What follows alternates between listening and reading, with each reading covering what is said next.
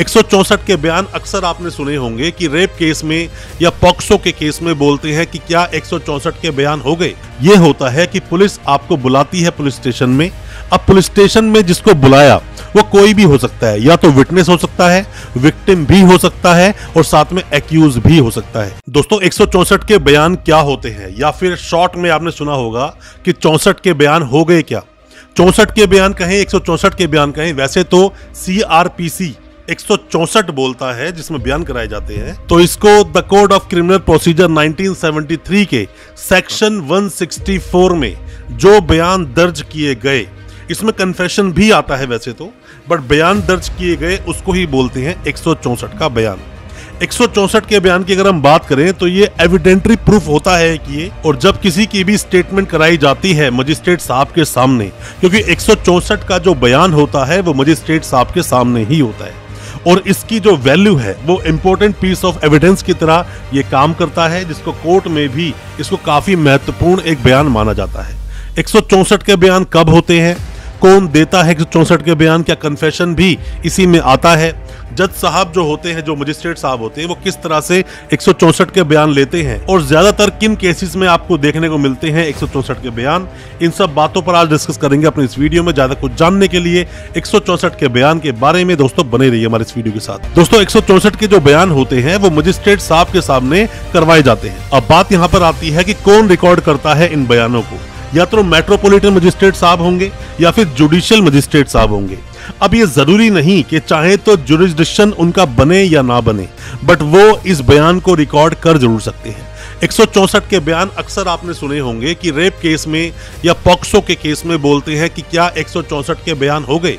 ज्यादातर आप इसको सुनोगे रेप केसेस के अंदर।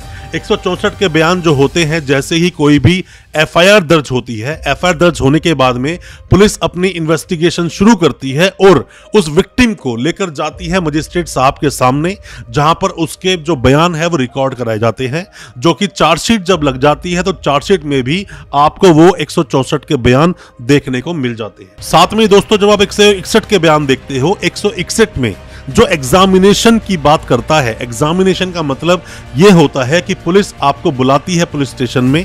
अब पुलिस स्टेशन में जिसको बुलाया वो कोई भी हो सकता है, या तो विटनेस हो सकता है, विक्टिम भी हो सकता है और साथ में एक्यूज भी हो सकता है। जिसको भी वहां पर बुलाएंगे पुलिस स्टेशन में, उससे ओरली पूछताछ की जाती है, ओरली एग्जामिन किया जाता है। आप कोई भी लॉ स्टूडेंट है, कोई भी नए वकील साहब है, या अभी आप कानून को सीख रहे हैं, समझ रहे हैं, तो आपके लिए ये जानना बहुत महत्वपूर्ण है कि जब पुलिस के सामने दी गई कोई भी स्टेटमेंट एडमिसिबल नहीं है तो वो कब एडमिसिबल हो जाती है, जब कोई भी रिकवरी या डिस्कवरी हो जाती है उस स्टेटमेंट को देने के बाद।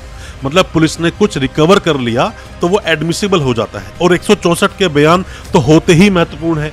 अब डिपेंड करता है कि जब एक FIR कटी, मतलब कि इन्फॉर्मेंट ने, मतलब कि कंप्लेनेंट ने जाकर एक कंप्लेंट दी और जो FIR में लिखवाया गया, जो भी स्टेटमेंट दी, जो भी कंप्लेंट दी पुलिस के सामने, अब जो 164 के बयान हो रहे हैं क्या वो भी वही दिए जा रहे हैं? मतलब दोनों में कुछ अलगाव तो नहीं, दोनों में कोई फेरबदल तो नहीं।